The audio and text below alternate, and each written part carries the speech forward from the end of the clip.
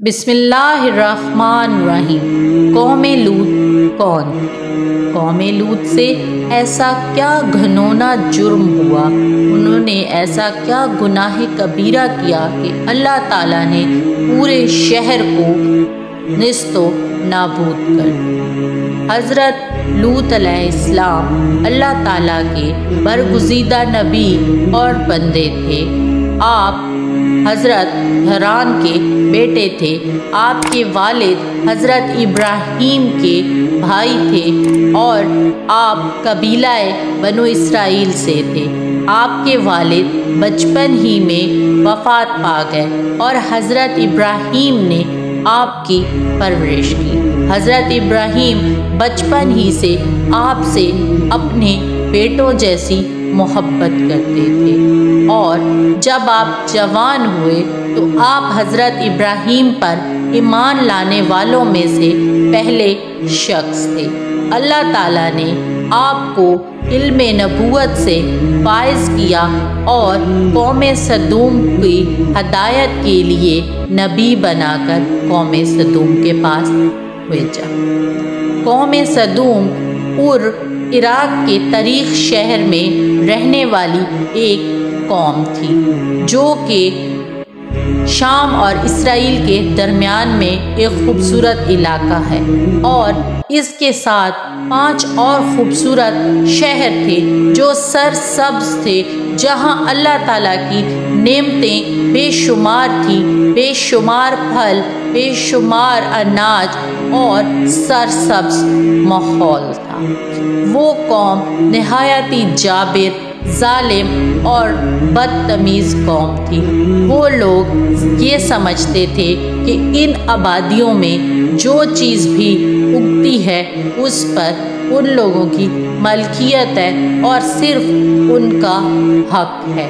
اگر کسی اور آبادی کا کوئی انسان یا پھر کوئی راہگیر ان پھلوں یا چیزوں کو کھا لیتا تو یہ ان سے برداشت نہ ہوتا۔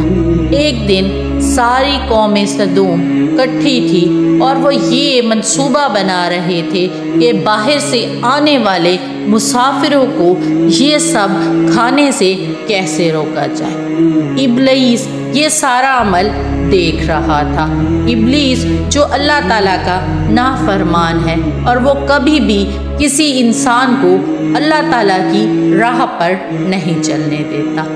ابلیس نے اس بات کا فائدہ اٹھایا اور ایک بزرگ کی شکل میں ان کے پاس جا پہنچا اور ان سے کہنے لگا کہ تم لوگ اس بات سے پریشان ہو کہ باہر کا کوئی انسان ان پھلوں کو نہ کھائے یا اس خوبصورت بستی کی کسی بھی چیز کو ہاتھ نہ لگائے، تو اس کا حل میں تم لوگوں کو کل بتاؤں۔ یہ کہہ کر وہ انجان بزرگ چلا گیا اور قوم لوط اس بات کو تسلیم کر کے بیٹھ گئی کہ ہمیں اس مسئلے کا کل حل مل جائے۔ وہ حضرت لوط کی کسی بات پر دھیان نہ دیتے، نہ حضرت لوط پر ایمان لائے تھے۔ حضرت لوط کی لاکھ ہدایت دینے کے بعد بھی وہ کافر کے کافر تھے، اور اگلے دن شیطان بجائے اس بزرگ کے ایک خوبصورت لڑکی کی شکل میں ان کے پاس جا پہنچا اور قوم لوط سے کہنے لگا کہ اگر تم لوگ چاہتے ہو کہ باہر کا کوئی انسان تمہاری چیزوں کو استعمال نہ کرے تو تم ان کے ساتھ بدفعلی کرنا شروع کر دو۔ ہم جنس پرستی شروع کر دو اور مردوں کے ساتھ بدفعلی کرو، عورتوں کو چھوڑ دو۔ قوم لوط کو یہ بات کچھ مناسب لگی، اور شروع میں وہ عمل صرف اس لیے کرتے تھے کہ باہر کا کوئی آدمی یہاں نہ آئے اور ان کی کسی چیز کو استعمال نہ کرے، لیکن آہستہ آہستہ ان کو اس گھنونے گناہ میں تسکین آنے لگی، اور انہوں نے ہم جنس پرستی کو اپنے لیے روزمرہ کا ایک معمول بنا لیا۔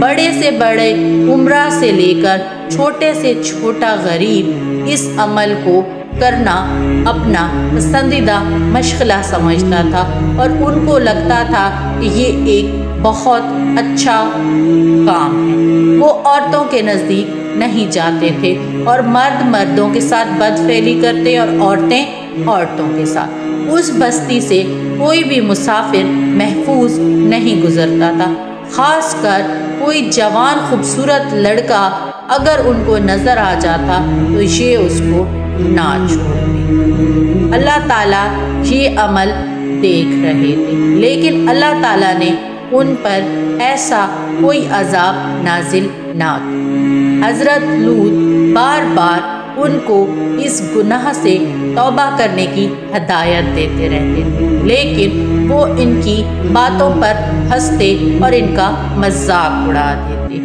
حتیٰ کہ یہاں کوئی مسافر اگر آتا تو یہ اسے پکڑ لیتے، اس کے ساتھ بدفعلی کرتے، اسے بھوکا رکھتے اور جب وہ مر جاتا تو اس کے کپڑے اتار کر اس کو دفن کرتے۔ ایک دن حضرت لوط اپنی قوم کے پاس پہنچے اور ان کو اللہ تعالیٰ کا پیغام سنانے لگے کہ اس بدفعل کام کو چھوڑ دو، یہ حرام ہے، یہ تمہیں اللہ تعالیٰ کے عذاب میں مبتلا کر دے گا۔ اللہ تعالیٰ نے تم پر عورتوں کو حلال قرار دیا ہے، ہم جنس پرستی کو چھوڑ دو۔ تو انہوں نے بڑے فخریہ کہا کہ اگر تم واقعی ہی اللہ کے نبی ہو تو جاؤ پھر ہم پر عذاب لے آؤ۔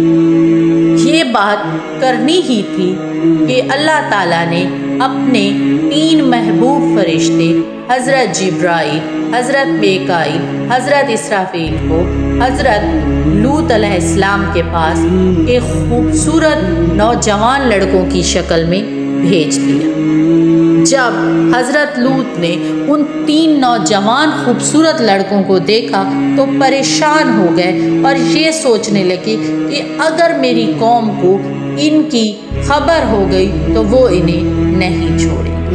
رات کے وقت حضرت لوط نے ان تینوں خوبصورت لڑکوں کو کھانا کھلایا اور وہاں ابھی باتیں ہی چل رہی تھی کہ حضرت لوط کی بیوی جو دل سے حضرت لوط پر ایمان نہیں لائی تھی، جس کا نام ویلا تھا، اس نے اپنے کافر قبیلے والوں کو جا کر بتا دیا کہ حضرت لوط کے گھر 3 خوبصورت لڑکے مہمان بن کر آئیں۔ یہ بات جانتے ہی پوری قوم لوط متشل ہو گئی اور حضرت لوط کے دروازے پر آ کٹھی ہوئی اور یہ مطالبہ کرنے لگی کہ ہمیں وہ تینوں لڑکے چاہیے۔ آپ نے انہیں بہت سمجھایا لیکن وہ آپ کی بات سننے اور سمجھنے کو تیار نہیں تھے، حتیٰ کہ آپ نے فرمایا کہ میری خوبصورت جوان بیٹیاں تم پر حلال ہیں، لیکن انہوں نے کہا اے لوط تو جانتا ہے کہ ہمیں تمہاری بیٹیوں سے کوئی غرض نہیں ہے، ہماری جو چاہت ہے، ہماری جو خواہش ہے وہ بھی تو بہتر طریقے سے جانتا ہے۔ اگر اپنی جان پیاری ہے تو دروازہ چھوڑ دے، ہمیں وہ لڑکے چاہیے۔ اور یہ کہہ کر وہ دروازہ توڑنے لگے۔ حضرت جبرائیل نے جب یہ منظر دیکھا کہ اللہ کے پیارے نبی پریشان ہیں تو حضرت جبرائیل نے اپنی اصلیت ان پر واضح کی اور انہیں بتایا کہ آپ پریشان مت ہوں، ہمیں اللہ تعالیٰ نے اس قوم پر عذاب بنا کر بھیجا ہے۔ آپ اس طرح کریں کہ اپنے اہل خانہ کو لے کر اس بستی کو چھوڑ دیں۔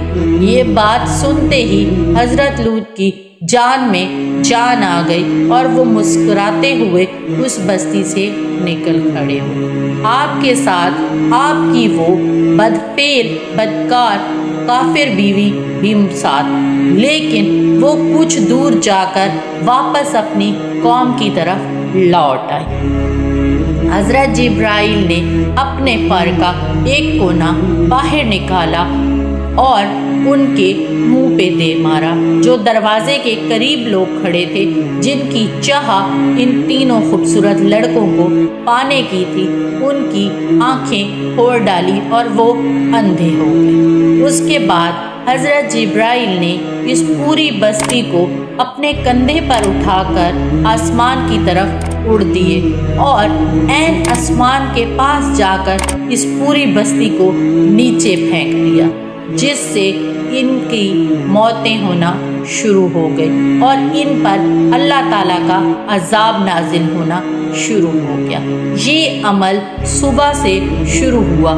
صبح کے وقت جو بھی قوم لوط کا شخص جو کام کر رہا تھا، اسی حالت میں ان پر عذاب نازل ہونا شروع ہو گیا، چاہے وہ بدفعلی کر رہے تھے یا روزمرہ کے کام، اور اللہ تعالیٰ کے حکم سے آسمان سے پتھر برسنے لگے اور ہر پتھر پہ اس شخص کا نام لکھا تھا جس کو وہ پتھر لگ رہے تھے، اور حضرت لوط کی بیوی کو عبرتناک سزا ملی اور وہ برف کی مورتی بن گئی، اور پورے شہر کو حضرت جبرائیل نے نیست و نابود کر دیا اور پانچوں کی پانچوں بستیوں کو کالے پانی میں تبدیل کر دیا اور ان سے بدبو آنے لگی، اتنی گندی بدبو کہ وہاں کوئی شخص جا نہیں سکتا، نہ ان سمندروں کا پانی پی سکتا،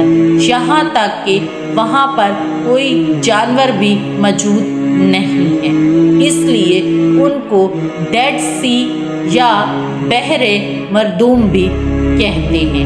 یہ وہ شہر ہیں جو اس سمندر کے نیچے واقع ہیں۔ قوم لوط کے وہ شہر جو خوبصورت شہر ہوا کرتے تھے، آج وہ عبرت کا نشان ہے، اور جو سائنسدان اپنی تحقیق کے لیے جنہوں نے اس شہر کو ایجاد کیا اور وہاں جا کر ریسرچ کی، تو آج بھی وہ پتھر بنے ہوئے قوم لوط کے انسان عبرتناک شکل میں سمندر کے نیچے موجود ہیں۔